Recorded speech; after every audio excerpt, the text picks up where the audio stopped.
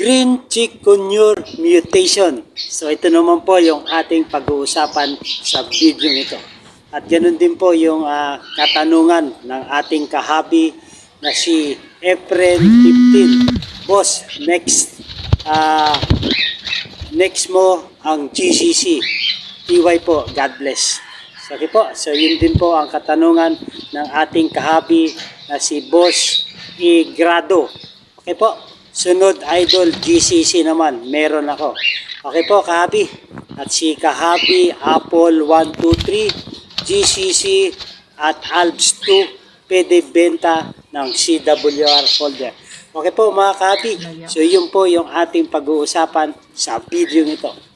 Mapagpalang araw mga kahabi, welcome po sa Olen Aviary at iba pa.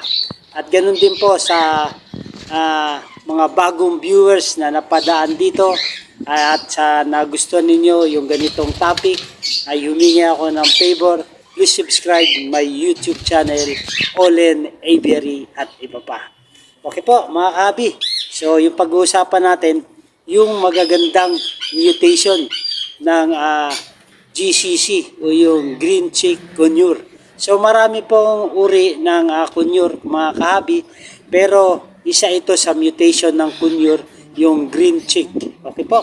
So yung iba, ang tawag dito ay Green Chick Parakeet.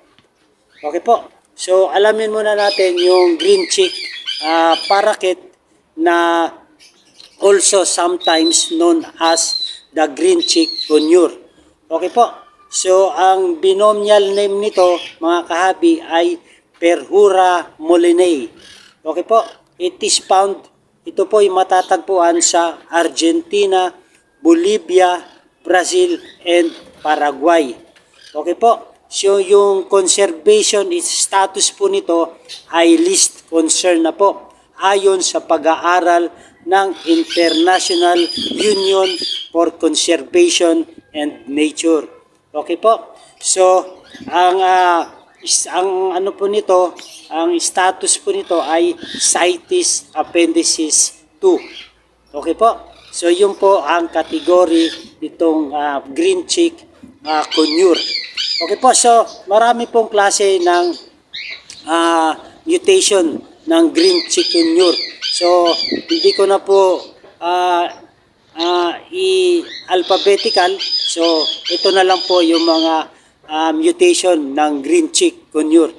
Meron po tayong Green Chick, meron tayong yellow-sided mutation, merong Moon Chick mutation, Sun Chick mutation, High Red mutation po mga kahabi, at meron pong Mint mutation. Meron din pong Tortoise yellow-sided mutation, at meron pong Tortoise mutation. Meron din po mga cinnamon green, pineapple cinnamon mutation, at pineapple mutation po. Okay po. So ito yung mga makabagong mutation mga kahabi na aabangan nating this 2025. Ito yung opaline ng mga mutation. High red, napakaganda na opaline kunure ng Perhura mollinae. Ito po yung mga makabagong mutation ng 2025. Meron din pong opaline cinnamon tortoise na mutation po ng Green Chikunure. At meron din pong opaline dilute mint. Napakagandang mutation po ito. So hopefully meron na mag-produce dito sa Pilipinas ng Perhura mollinae mutation. At meron din pong opaline tortoise violet. Napakagandang mutation po ito mga kahabi. So ito rin po yung isa sa mga dream birds ko sa ating aviary. At isa pa itong Lutino opaline kahabi. Napakaganda. At ito rin pong Lutino. At ito po yung tortoise ay meron na to sa atin. Siguro yung ibang mutation dito kahabi ay meron na rin po sa atin dahil na produce na rin ito dito sa Pilipinas. So yung katanungan ni Kahabi Apple 123, yung GCC at ALPS 2, pwede ibenta ng CWR holder. So Kahabi Apple 123 ay hindi po pwede issue ng deed of sale ang CWR holder kahit may alaga siyang GCC at ALPS 2, kahit ito po ay kanyang naparehistro sa DNR, kahit po ito may mga progenies.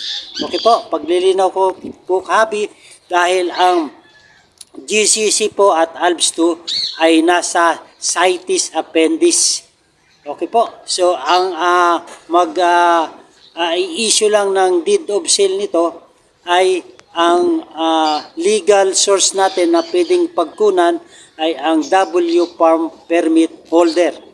Okay po, yun po ang pwedeng inaalaw ni DNR sa pag-i-issue ng deed of acquisition ng GCC at ALPS 2 ay dun lamang sa W farm permit holder.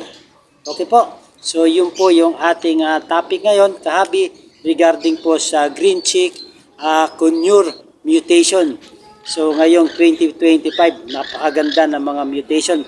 At sa mga nahihilig Kahabi sa mga green chick conure na mag-avail ng ganitong mga mutation, ay pwede nyong kontakin si Kahabi Gray Mini Aviary ng Bacoor, Cavite, Kahabi. Meron siya mga pang-out na green post, possible split torch. Meron din siyang sizzling hen. Meron din siyang mga matured na mga green chick conure. Meron tortoise, split dilute, possible cinnamon, split cinnamon. Yung mga nagpa-project po na mga mint project ay pwede nyo pong kontakin si Gray Mini Aviary. So meron din siya mga pang hand feed. So direct message nyo na lang po ito po, ilalagay ko yung kanyang Facebook account. Ay kontakin nyo na lang po si Gray Mini Aviary. Okay, taga Bacoor, Cavite po siya Kahabi. At saka kay Nayel Seco. Okay po, meron din siya mga pang-out na green chick conure. Yung kanyang aviary po ay the High Nest Collection Aviary. So pwede nyo rin pong i-message, pwede kayo mag-inquire sa kanya kay Nayel Seco. Meron siya mga pang-out na mga cinnamon, possible yellow-sided. Meron din po siyang mga sun chick, high red, possible turquoise. Meron din siyang cinnamon, tortoise, possible yellow-sided dilute. Napakaganda. Ang gaganda ng mga mutation ng ating mga Kahabi. Ito rin po ang aking dream bird na GCC. Meron ako sa Iberico, itong mga nakikita nyo sa likod ay meron ako rito mga cinnamon, pineapple at saka yung high red na pineapple at saka yung yellow-sided. At meron din po ako rito ng 2 piraso na sunchick. So, nagsisimula pa lang po tayo. So, meron pa lang akong 6 na piraso dito. Hopefully, this coming year ay mag-breed na sila. So, wala pa pong pair dito. Ito pa yung mga bagong collection ko pa lang. Itong na mga GCC. So, ilan po muna Kahabi yung topic natin regarding po sa mutation ng green chick conure. So, meron tayong mga napili na mga mutation na gustong alagaan natin.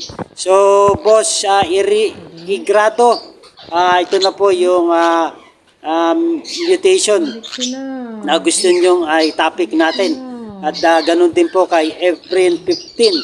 So, sa presyo po, mga Kahabi, ay pwede kayong mag-inquire kay Kahabi Mini Aviary at kay Kahabi Nayel Seco. Direct message na lang po kayo para makapag-inquire kayo sa mga mutation na gusto ninyo.